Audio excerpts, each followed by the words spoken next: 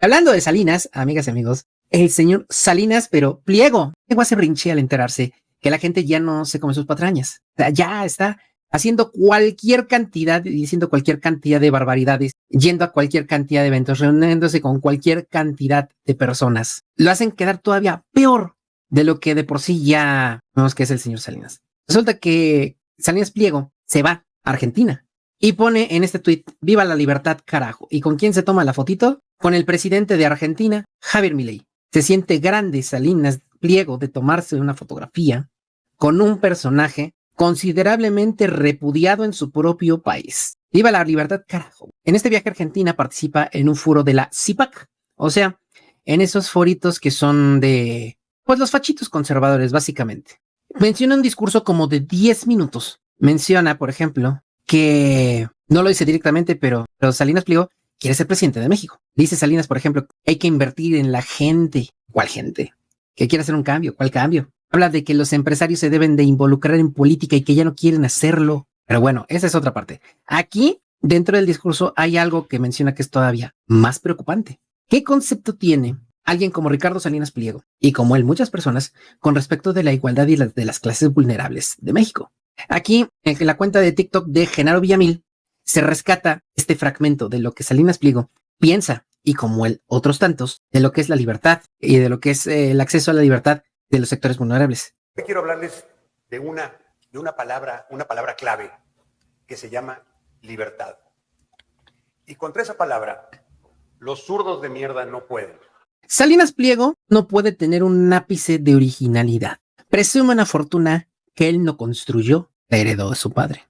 Se refiere a la izquierda como zurdos de mierda, emulando la frase característica de campaña y ahora de gobierno del presidente argentino Javier Milei. Se atreve a hablar de libertad cuando él mismo coaccionó, amenazó a sus trabajadores, so pena de despido si no se presentaban a laborar presencialmente en tiempo de pandemia. Habla de libertad, pero él, que es dueño de una escuela particular en las Lomas de Chapultepec, logró que un juez le concediera un amparo para no cerrar la escuela en tiempo de pandemia, lo que obligaba a personal administrativo, docente de intendencia y estudiantes a asistir personalmente a la escuela, presencialmente a clases, lo cual fue peligrosísimo. Se atreve a hablar de libertad cuando él es una de las personas que menos libertad da a sus trabajadores. Él dice, no, pues tú eres libre de decir lo que quieras, pero si no dices lo que yo digo, no cabes aquí.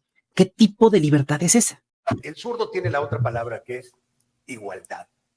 Claro. Y esa palabra es nefasta, es nociva y es del lado del mal. Del lado del mal. O sea, vean cómo integra los componentes cuasi espirituales, cuasi emocionales, para tratar de espantar a la gente. Pero ahí no para. Y por eso estamos hablando hoy de la batalla cultural. ¿Pero qué significa la batalla cultural? Ok, a ver, ¿qué significa? Significa que existe el bien, existe el mal. Y hay que ponerle nombre al mal. ¿Qué significa? A ver, la batalla cultural escribe existe el bien y existe el mal. No, güey, eso es en una batalla ética, moral si quieres, pero no en una batalla cultural. O sea que además de haber heredado, de no haber construido, y dices, bueno, ok, ya lo tiene, por lo menos documentate, estudia, ilústrate. No, pues ni eso. La clave del mal es la igualdad. Y el subyacente que viene ahí es la envidia. Los zurdos no pueden ver a alguien que tiene éxito. No, sí lo podemos ver. Yo conviví con gente que tenía éxito, mucha gente que tiene dinero, conozco a gente que tiene lana. No tiene absolutamente nada que ver con lo que es este tipo. Porque no sé, los zurdos de chiquitos los dejó caer su mamá o les habló feo y entonces no han podido salir adelante y entonces piensan que se merecen más de lo que tienen. Y es horrible ver un tipo que le va bien en la vida. Dice Ricardo Salinas que los zurdos merecen más de lo que tienen, que no podemos ver a alguien que tiene éxito. Pero al mismo tiempo, el señor que nos critica de una manera despectiva, no merece todo lo que tiene porque no se lo ha ganado, lo heredó. No, pues así, es bien fácil, ¿no? Bueno, es poco le falta para decir que el pobre es pobre porque quiere. Ya lo quisiera ver yo caminando de 3 a 5 horas seguiditas bajo el rayo del sol en una zona indígena, un día, sin todas las comodidades, sin helicóptero, sin autos de lujo. Bueno, sin auto, ya no autos de lujo. Nada más con lo que traes en la bolsa y que puedes cargar en tu espalda, mochila, sin asistentes, sin comodidades, con unos, ¿qué te gustó? Unos 50 pesitos en la bolsa. Un día. No podría. Y si le dices algo, él te responde, Yo lo he trabajado. No, güey, no lo trabajaste tú, lo trabajó tu padre. Mal o bien, el señor Salinas Price construyó la empresa desde cero, las empresas desde cero, y este señor nada más llegó a administrarlas. Y de una manera cuestionable, porque ahorita vamos a ver lo que pasó con Electra. Y esa envidia no la pueden manejar. Y de ahí viene el tema del robo, del despojo. Y claro, como la gente no se deja robar y despojar tan fácil, pues viene el tema del autoritarismo y de la macana y el golpe. Como sus áreas de cobranza que se dedican a robar literalmente a los deudores, porque sí le deben lana, ¿no? Pero utiliza artilugios legaloides para poder sustraer pertenencias de los domicilios bajo unos papelitos que dicen ejecución extrajudicial, cosa que no existe. ¿Qué es lo que sucede? Si tú llegas a querer sustraer mediante la figura del embargo cierta cantidad de propiedades para el cobro de una deuda, pero teniendo como documento una ejecución llamada extrajudicial, lo que estás realizando es un robo. Entonces, ¿quién es el que roba? ¿El pobre o el millonario que quiere más? El millonario que quiere acaparar más, porque de una manera más honesta, derecha, pues no puede. Resulta, consultando con un abogado de este tipo de cobranzas, que una empresa como Electra, como Coppel, como la que tú quieras, no te puede meter a la cárcel por una deuda, pero espantan a la gente. Eso se llama intimidación, eso sí es autoritarismo. Y cuando sustraen las propiedades para cobrarse la deuda mediante este tipo de artilugios legaloides, o sea, se consuman un robo. Pero el señor Salinas Pliego dice que los, como él los llama, los gobiernícolas, que no son hermanitos de la caridad, ni son 100% puros, pero ¿con qué cara denuncia de ladrón a los gobiernos cuando él, a través de sus empresas, roba a la gente? Nadie te obliga a comprar en Electra, ciertamente, nadie. Yo nunca he comprado absolutamente nada en Electra. Entonces, ¿con qué cara viene a decir que roba uno, roba el otro, si él mismo utiliza tácticas legaloides que terminan consumando robos? Como que no es muy coherente. Entonces, del lado zurdo está el mal, la igualdad, la envidia, el robo, el autoritarismo, el despojo. Y del lado bueno, ha de ser muy bueno estar obligando a la gente a ir a trabajar en tiempos de pandemia bajo el dicho de que, pues así tenemos que vivir. Sí, la gigantesca diferencia es que hoy ya contamos con los medios médicos para combatir una enfermedad como el COVID-19. En ese momento no existía en ningún rincón del planeta. Y al señor, como él, muchos empresarios, a mí me pasó en la escuela donde trabajaba, poco le importó. Decían, no, pues hay que acostumbrarnos a vivir con el bicho. Y mientras que, si te enfermas, te puedes morir. ¿Cuánta gente no se murió en los hospitales precisamente porque el bicho los invadía rapidísimo y se los llevaba en horas o máximo en días? Y no sabíamos a qué nos enfrentábamos. Pues al señor no le importó. Habla del mal, pero se le olvida que él cometió tremendas atrocidades que podrían catalogarse como malignas. Está la verdad, está la libertad, está el esfuerzo premiado y está la prosperidad para todos. Esfuerzo premiado. Yo he visto a decenas de niños tratar de esforzarse en zonas indígenas, pero ¿cómo vas a premiar el esfuerzo de este estudiante, las buenas calificaciones que no saca, cuando no tiene ni siquiera que comer, cuando no tiene caminos adecuados para que la familia pueda salir de una manera más ágil del lugar con mercancía para ir a vender sus productos? Gente como Salinas Pliego, que nunca ha padecido un solo día en su vida, no tienen la más mínima idea de lo que implica la cultura del esfuerzo. Y además el esfuerzo premiado. Ok, ¿y por qué habríamos de premiar el esfuerzo? Si lo ponemos en sus propios términos, ¿te esfuerzas para qué? Para conseguir algo. Y muchas veces eso que consigues, ¿de qué hablas? Premias a un estudiante por sacar buenas calificaciones. Güey, es su obligación. Premias a un trabajador por llegar puntual. Güey, es tu obligación. Premias a un empresario porque es que da mucho trabajo. Güey, no estás haciendo ningún favor. El trabajador te da su vitalidad, su conocimiento y su fuerza de trabajo para que tus recursos materiales puedan caminar.